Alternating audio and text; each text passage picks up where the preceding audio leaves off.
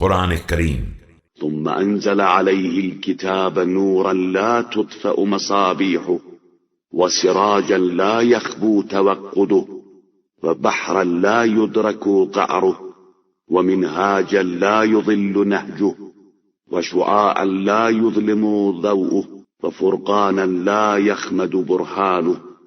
اس کے بعد ان پر اس کتاب کو نازل کیا جس کی قندیل بجھ نہیں سکتی ہے اور جس کے چراغ کی لو مدھم نہیں پڑ سکتی ہے. وہ ایسا سمندر ہے جس کی تھا مل نہیں سکتی ہے، اور ایسا راستہ ہے جس پر چلنے والا بھٹک نہیں سکتا ہے. ایسی شعاع جس کی ضو تاریک نہیں ہو سکتی ہے، اور ایسا حق و باطل کا امتیاز جس کا برہان کمزور نہیں ہو سکتا ہے.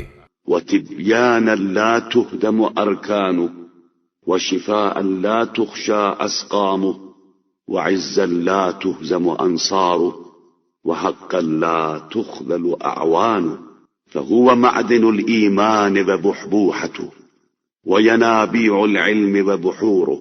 ایسی وضاحت جس کے ارکان منہدم نہیں ہو سکتے ہیں، اور ایسی شفا جس میں بیماری کا کوئی خوف نہیں ہے. ایسی عزت جس کے انصار پسپا نہیں ہو سکتے ہیں، اور ایسا حق جس کے آوان بے یار و مددگار نہیں چھوڑے جا سکتے ہیں.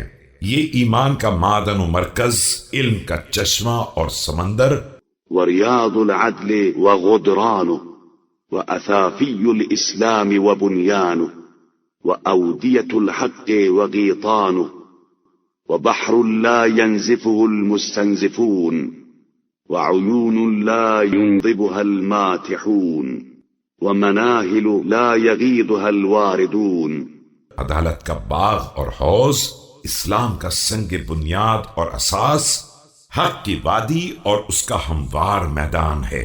یہ وہ سمندر ہے جسے پانی نکالنے والے ختم نہیں کر سکتے ہیں، اور وہ چشمہ ہے جسے الچنے والے خشک نہیں کر سکتے ہیں. وہ گھاٹ ہے جس پر وارد ہونے والے اس کا پانی کم نہیں کر سکتے ہیں،